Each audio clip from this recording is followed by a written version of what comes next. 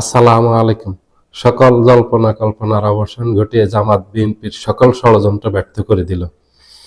5ই আগস্টের পর বিএনপি জামাতকে অনেক চেষ্টা করেছে রাজনীতি থেকে মাইনাস করার জন্য, এবং কোনো ধরনের কোনো জোট যেন বিএনপি জামাত যেন গঠন করতে না পারে তার জন্য সকল চেষ্টা করছে। রাজনীতিতে যত কৌশল আছে প্রয়োগ করা দরকার, অপকৌশল আছে প্রয়োগ করা দরকার, অপপ্রচার প্রপাগান্ডা চালানো প্রয়োজন, মিথ্যা গুজব চালানো দরকার, সকল অস্ত্র বিএনপি ব্যবহার করছে। কিন্তু শেষ বিএনপি ব্যর্থ হয়েছে, সফল হয় নাই। বিএনপির একের পর এক কৌশল জামাতের কাছে ব্যর্থ হয়েছে। জামাত জানে যে তারা বিএনপির বিরোধিতার মুখে পড়বে চরম, এবং দুই তিনটা জিনিস নিয়ে সবচেয়ে বেশি জামাতকে আঘাত করবে। জামাত এই জন্য আগে থেকে প্রস্তুত ছিল। জামাতের মানসিক প্রস্তুতি ছিল, রাজনৈতিক প্রস্তুতি ছিল, যার কারণে বিএনপির সব চেষ্টা ব্যর্থ হয়ে গেছে। জামাত বিশাল সফলতা অর্জন করছে 5ই আগস্টের পর থেকে। 5ই আগস্টের পর থেকে জামাতের কোনো ব্যর্থতা দেখবেন না আপনারা, জামাতের কোনো দুর্নাম দেখবেন না রাজনীতিতে জামাতের কোনো সমালোচনা নেই, বিতর্ক নেই, জামাতের নেতারা কোনো বিতর্কিত কাজের সাথে জড়াননি, জামাতের নেতারা কোনো ধরনের কোনো বিতর্কিত বক্তব্য দেননি, চালাননি। জামাতের নেতারা ওয়েলফেয়ার পলিটিক্স করছেন, যেটা জনগণ পছন্দ করছেন, গ্রহণ করছেন খুবই, যার কারণে 5ই আগস্টের পর বিএনপির হাতে যে রাজনৈতিক মাঠটা ছিল সেটা জামাতের হাতে দখলে চলে গেছে। জামাত ব্যস্ত হয়ে পড়ছেন আগামী নির্বাচন নিয়ে, বিএনপি ব্যস্ত ছিল লুটতরাজ, সাদাবাজি, টেন্ডারবাজি, দখলবাজি নিয়ে, যার কারণে বিএনপির হাত থেকে রাজনীতির মাঠ চলে গেছে। আর জামাত করছে নির্বাচন নিয়ে, রাজনীতি নিয়ে ব্যস্ত ছিল রাজনীতির মাঠে, রাজনীতি নির্বাচনের মাঠ জামাতের দখলে চলে গেছে। জামাতকে ঘায়েল করার জন্য বিএনপি একের পর এক জোট ভাঙার জন্য চেষ্টা করছে। প্রথম চেষ্টা করছে কারোর সাথে যেন জোট করতে না পারে। দ্বিতীয় চেষ্টা করছে, যখন প্রথম চেষ্টা ব্যর্থ হয়েছে যেন কারোর সাথে জোট করতে না পারে, সেই চেষ্টা ব্যর্থ হয়েছে, জামাত জোট করছে। শেষ চেষ্টা করছে জামাত জোট যেন ভেঙে যায়, ভেঙে দেওয়ার জন্য সকল চেষ্টা করছে। জোটের অন্যান্য সঙ্গীদেরকে অনেক লোভ লালসা দেখিয়েছে, অনেকগুলি আসন দিবে, তাদেরকে আসন ছাড় দিবে, তাদেরকে শোনা যাচ্ছে প্রত্যেকটা আসনের বিনিময়ে এই নির্বাচনী খরচ হিসাবে 1 থেকে 2 কোটি টাকা দিবে, এমন অফার দিয়েছে। কিন্তু জামাতে জোট ছেড়ে কেউ যায়নি। ইসলামী আন্দোলন, খেলাফত মজলিস, বাংলাদেশ খেলাফত মজলিস সহ যে 8টা দল ছিল তারা কেউ যায়নি। জোট তো ভাঙতেই পারেনি, বরঞ্চ জামাতে জোট বৃদ্ধি পেয়েছে। এই যে জামাতে জোটে এনসিপি যোগদান করছে, এলডিপি যোগদান করছে, এবি পার্টি যোগদান করছে, এনপিপি যোগদান করছে।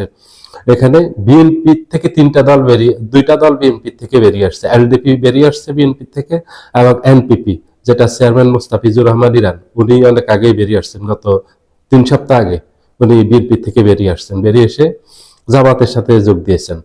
এবং এবি পার্টি জামাতের সাথে যোগ দিয়েছে, নতুন করে এনসিপি যোগ দিয়েছে। জামাতের জোটে 12টা দল যোগ দিয়েছে। বিএনপি নিজের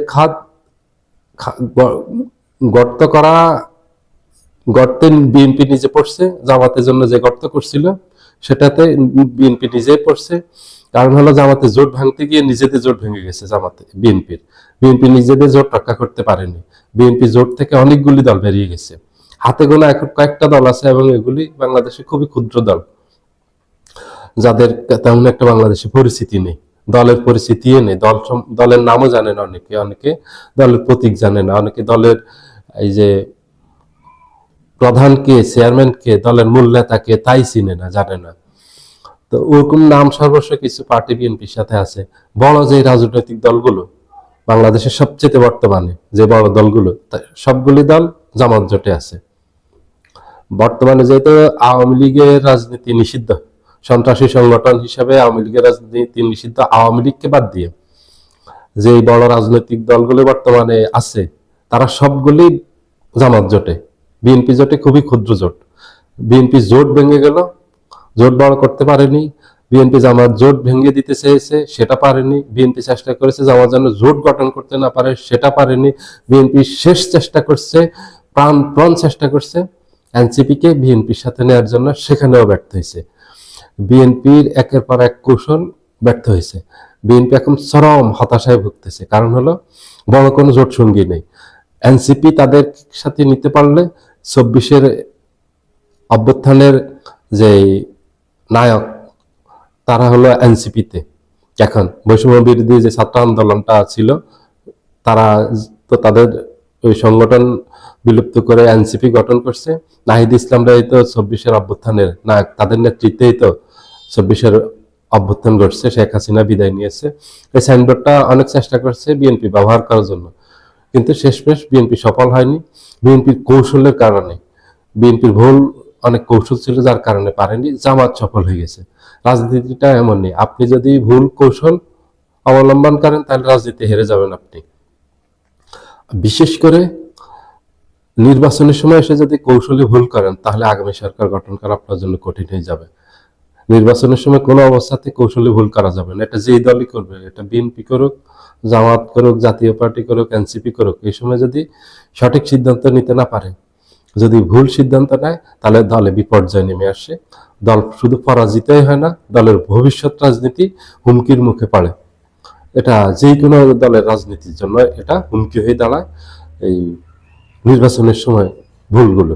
কারণ এক রাজনৈতিক দলগুলো রাজনীতি করে ক্ষমতা কেন্দ্রিক, নির্বাচনের সময় আসে ক্ষমতায় যাওয়ার সুযোগ। আপনি যদি তখন সঠিক সিদ্ধান্ত নিতে পারেন তাহলে আপনি নির্বাচনে বিজয়ী হয়ে সরকার গঠন করতে পারবেন।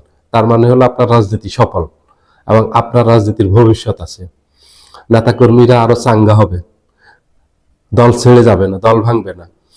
বিএনপি আওয়ামী লীগের মতো দল যদি দীর্ঘদিন ক্ষমতার বাইরে থাকে তাহলে সেই দলের ভবিষ্যৎ হুমকির মুখে পড়ে। কারণ নেতাকর্মীরা দল ছেড়ে অন্য দলে চলে যাওয়ার সম্ভাবনা বেশি এবং দল ভেঙে যাওয়ার সম্ভাবনা বেশি থাকে। বিএনপি গত 17 বছর ক্ষমতার বাহিরে ছিল, এমনিতে বিএনপির জন্য অনেক বড় একটা চ্যালেঞ্জ আছে, যেহেতু 17 বছর ক্ষমতার বাহিরে বিএনপির মতো একটা দল। এখন যদি এই নির্বাচনের সামনে যেতে না পারে, এই সামনে নির্বাচনে যদি বিএনপি ক্ষমতায় যেতে না পারে, তাহলে এটা বিএনপির জন্য অনেক বড় একটা ডিজাস্টার হয়ে আসবে। বিএনপির রাজনীতিতে, বিএনপিতে ভাঙন ধরতে পারে, বিএনপির অনেক নেতাকর্মী অন্য দলে যোগদান করতে পারে এবং অনেক নেতাকর্মী নিষ্ক্রিয় হয়ে যেতে পারে, রাজনীতি থেকে একেবারে বিদায় নিতে পারে। অনেকের বয়স হয়ে গেছে, অনেকে এমনিতে রাজনীতিতে নিষ্ক্রিয় হয়ে গেছেন, অনেকে অসুস্থ অবস্থায় আছেন।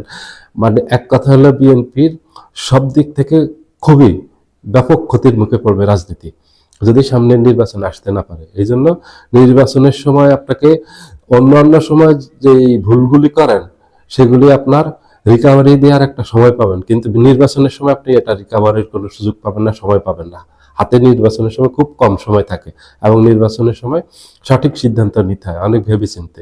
বিএনপির সাথে যদি এনসিপিকে নিতে পারতো বিএনপি, তাহলে বিএনপি অনেক লাভবান হতো, অনেক উপকৃত হতো। এই 24-এর অভ্যুত্থানের এই প্ল্যাটফর্মটাকে ব্যবহার করে বিএনপি আগামী নির্বাচনে অনেক ভোট পেত, বাড়তি একটা সুবিধা পেত, বিএনপির লাভ হতো ওদেরকে নিলে। ওদেরকে হয়তো আর 5-7টা আসন বাড়িয়ে দিত, হয়তো আসন সমঝোতা হয়নি, কম আসন পেয়েছে, অথবা আর কিছু হিসাব নিকাশ আছে যেগুলিতে দুই পক্ষেরই মিলে নিয়ে যেত, কিছু ছাড় দিয়ে দুপক্ষ মিলিয়ে একটা হিসাব নিকাশ করে নিতে পারতো, ভালো দুজনেরই সমঝোতা হতো, দুজনেই লাভবান হতো। এখন যেটা লাভবান হয়েছে জামাত, লাভবান হয়েছে জামাত, এই অপেক্ষায় ছিল। জামাত দীর্ঘ সময় থেকে জামাতে চেষ্টা করে গেছে যে এনসিপিকে তাদের সাথে নেওয়ার জন্য, শেষ জামাত সফল হয়েছে। সবাই ভালো থাকবেন, আল্লাহ হাফেজ।